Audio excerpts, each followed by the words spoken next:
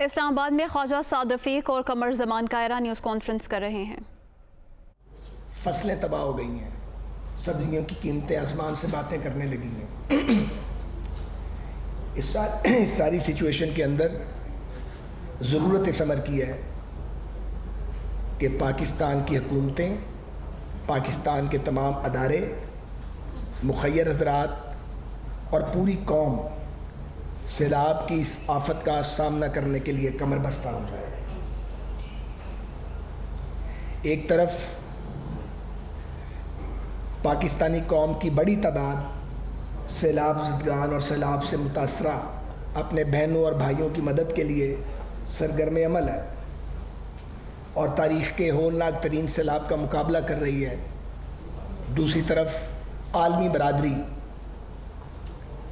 ہماری تکلیف اور کرب کا احساس کرتے ہوئے پاکستان کی مدد کر رہی ہے، لیکن ایک اور طرف اس تمام تباہی اور بربادی کو جاننے کے باوجود اور پاکستان میں 4 حکومتوں کو کنٹرول کرنے والی پارٹی معذرت کے ساتھ اپنی شیطانی سوچ سے باز نہیں آئی۔ ہم نہیں چاہتے تھے کہ اس سارے مرحلے پر، یہ جو ریسکیو کا مرحلہ ہے یا بحالی کا مرحلہ ہے، اس کے بعد اس میں ہم سیاست پر زیادہ بات کریں، بلکہ ہم ایوائڈ کرنا چاہتے ہیں، لیکن حالات کے جبر نے ہمیں مجبور کیا ہے کہ ساتھ ساتھ لوگوں کو آگاہ کیا جائے۔ آپ سب جانتے ہیں کہ ہم IMF کو خیر آباد کہہ گئے تھے۔ ماضی میں سابقہ حکومت نے IMF کا پروگرام لیا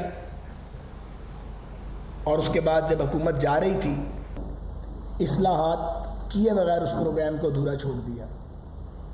IMF کا پروگرام حاصل کرنا شادیانے بجانے والا کام نہیں ہے، یہ ایک ٹیمپریری ریلیف ہے، ایک ایسا تالا ہے جو کھل جائے تو عالمی مالیاتی ادارے آپ کی مدد کرتے ہیں، لیکن اس کا مطمع نظر یہ ہوتا ہے کہ آپ اصلاحات کریں اور اس پروگرام سے جتنی جلدی ہو سکتا ہے واپس نکل آئیں اور آپ اپنے پاؤں پر کھڑے ہوں۔ لیکن افسوسناک بات یہ ہے کہ جب پاکستان کو سری لنکا بننے سے بچانے کے لیے حکومت آل آؤٹ ایفرٹ کر رہی تھی، جب پاکستان کے تمام ادارے کوشش کر رہے تھے اور برادر اور دوست ملکوں کی مدد لے رہے تھے کہ کسی طرح IMF کا وہ پروگرام جو عمران خان صاحب ادھورا چھوڑ گئے تھے وہ بحال ہو جائے تاکہ ملک دیوالیہ ہونے سے بچ سکے، اس موقع پہ ایک تو انڈیا تھا جو کوشش کر رہا تھا کہ IMF کا پروگرام پاکستان کو نہ ملے، اور دوسرے ہمارے PTI کے مہربان تھے شوکت ترین صاحب کی اور صوبائی وزراء خزانہ کی گفتگو قوم کے سامنے ہے۔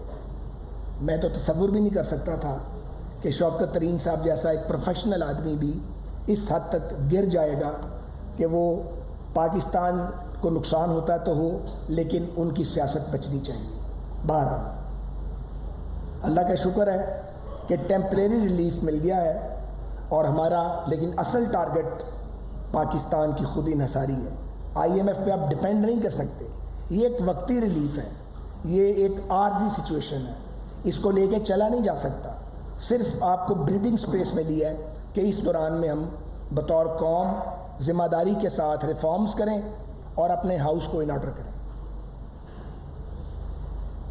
ہم نے وزیر اعظم ہاؤس میں فلڈ ریلیف کانفرنس کی تھی، جس میں تمام وزراء اعلیٰ کو مدعو کیا گیا تھا 2 روز پہلے۔ اس میں فوجی قیادت بھی موجود تھی، NDMA کے لوگ بھی تھے، پولیٹیکل پارٹیز کے لوگ بھی تھے، وزراء تھے، وزراء اعلیٰ کو بلایا گیا تھا۔ بہت افسوس سے کہنا پڑتا ہے کہ وزراء اعلیٰ کو روکا گیا اور وہ اس فلڈ ریلیف کانفرنس کا حصہ نہیں بنے۔ سندھ کے وزیر اعلیٰ آئے، بلوچستان کے وزیر اعلیٰ آئے، لیکن پنجاب، KP اور گلگت بلتستان کے وزراء اعلیٰ نے شرکت نہیں کی، زوم پر بھی شرکت نہیں کی، اور آج آزاد کشمیر کے PM کو بھی روکا گیا، وہ بھی تشریف نہیں لائے۔ جنگل میں آگ لگ جائے نا تو درندے بھی اکٹھے ہو جاتے ہیں، یا سیلاب آ جائے تو وہ مل کے بچنے کی ترکیب کرتے ہیں۔ جو دوسروں کو جانور کہتے ہیں وہ اپنے بارے میں سوچے کہ وہ کیا ہے۔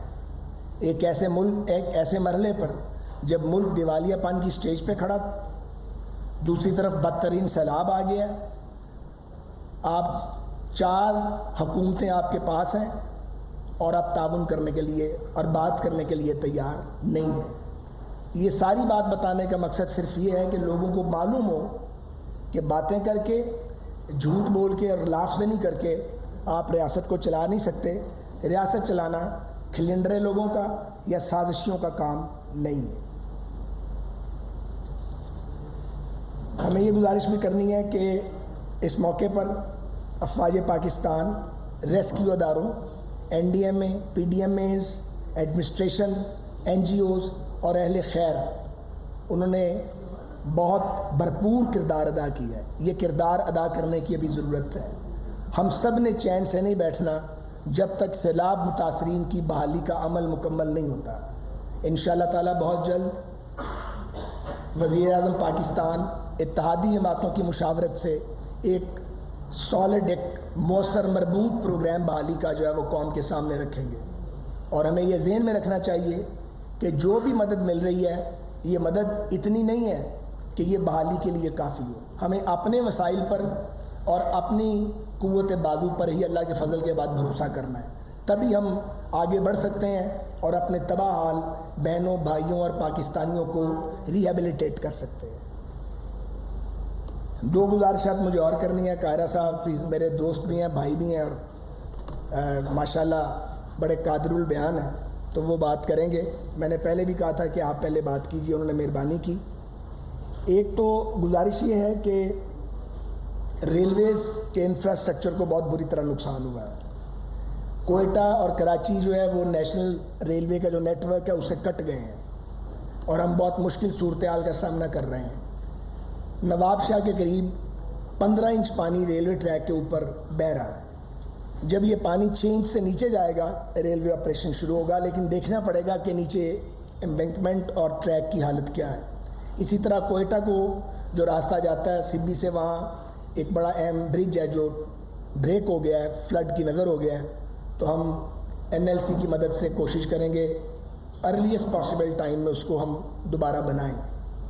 اسی طرح ترکی سے امداد کے لیے 4 ٹرینز چل رہی ہیں. ایک روانہ ہو چکی ہے اور اس کے پیچھے 3 ٹرینز اور ہیں. جو ہمارا کوئٹہ تافتان سیکشن ہے وہ 104 جگہ سے بریچ ہو چکا ہے, لیکن خدا کا شکر ہے کہ دال بندین سے تافتان تک کا جو ٹریک ہے وہ انٹیکٹ ہے. تو ہم 400 کلومیٹر انشاءاللہ پاکستان کے اندر سامان لائیں گے اور وہاں اس کو NDMA کے حوالے کر دیں گے. اس سے خاصی کاسٹ جو ہے وہ بچے گی اور ٹائم پہ چیزیں جو ہیں وہ NDMA کے ذریعے سیلاب زدگان تک ان کی امداد جو ہے پہنچ جائے گی. اس میں خیمے ہیں, ادویات ہیں اور فوڈ آئٹمز ہیں جو ہمیں بتایا گیا ہے. ایک گزارش مجھے اور کرنی ہے, پھر میں اپنی بات کو ختم کروں گا. توہین عدالت کی اجازت نہیں ہونی چاہیے, اور توہین عدالت اگر آپ کریں اور اس کے بعد آپ یہ کہیں کہ ہمیں معلوم نہیں تھا کہ یہ جج ہیں یا میجسٹریٹ ہیں, تو یہ توہین ریاست ہے. یعنی آپ سول سرونٹس کو دھمکیاں دیں, گالیاں دیں, ایبیوز کریں, اس کا آپ کے پاس پرمٹ نہیں ہے. تو قوم دیکھ رہی ہے کہ توہین عدالت کے حوالے سے کیا کارروائی ہوتی ہے. ہم سب اس بات کو آبزرو کر رہے ہیں, لیکن پاکستان کو بینانہ اسٹیٹ بننے کی اجازت نہیں دینی چاہیے. اور یہاں کچھ ضابطے, قوانین اور ادارے, ان کا احترام ملحوظ خاطر رہنا چاہیے. میں قمر زمان قاہرہ صاحب سے درخواست کرتا ہوں کہ وہ اپنے خیالات کا اظہار فرمائیں. بہت شکریہ خواجہ صاحب. گفتگو تو خواجہ صاحب نے عمومی طور پہ آپ کے سامنے رکھ دی ہے. یقیناً اس وقت پاکستان ایک انتہائی مشکل دور سے گزر رہا ہے. پہلے ہی بہت ساری مالی مشکلات تھیں جس میں عالمی حالات کی وجہ سے پاکستان میں مہنگائی کا ایک بڑا طوفان تھا, اور ہم نے اس طوفان سے پاکستان کو محفوظ رکھنے کے لیے جو سامنے نظر تو آ رہا تھا لیکن ہم نے آنے نہیں دیا, اس کو روکا. وہ بینکرپسی تھی, وہ سری لنکا والے حالات تھے, اور اس کے لیے پاکستان کی حکومت جو شہباز شریف صاحب کی قیادت میں چل رہی ہے, ہم نے انتہائی مشکل فیصلے کیے. ہمیں لوگ کہہ رہے تھے کہ آپ اپنا سیاسی سرمایہ ضائع کر رہے ہیں, آپ لوگوں کو ناراض کر رہے ہیں, آپ کی شہرت خراب ہو رہی ہے. لیکن ہمارے سامنے وہ چیزیں موجود تھیں. ہمیں بھی اس بات کا ادراک تھا کہ ہمارا نقصان ہو رہا ہے، لیکن وہ جانتے ہوئے یہ فیصلے اس لیے کیے کہ پاکستان کا نقصان ہونے سے بچے، اور اگر ہمارا کوئی سیاسی نقصان ہو بھی گیا تو وہ ریکور ہو جائے گا، پاکستان کا نقصان نہیں ہونا چاہیے. اور آپ کے سامنے ہے کہ وہ فیصلے، اس کے اوپر لوگوں نے بہت مشکل آئی، بلا شبہ لوگوں کی زندگی میں آگ لگ گئی، مہنگائی ہو گئی، لیکن لوگوں نے اس پہ احتجاج نہیں کیا.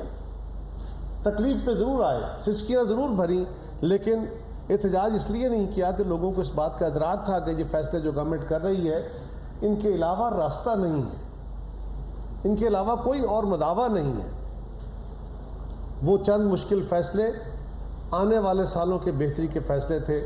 ابھی ہم اس عمل میں تھے تو یہ فلڈ والی صورتحال آ گئی، اور فلڈ والی صورتحال ایسی ہے کہ اس کی ہماری تاریخ میں مثال نہیں ہے.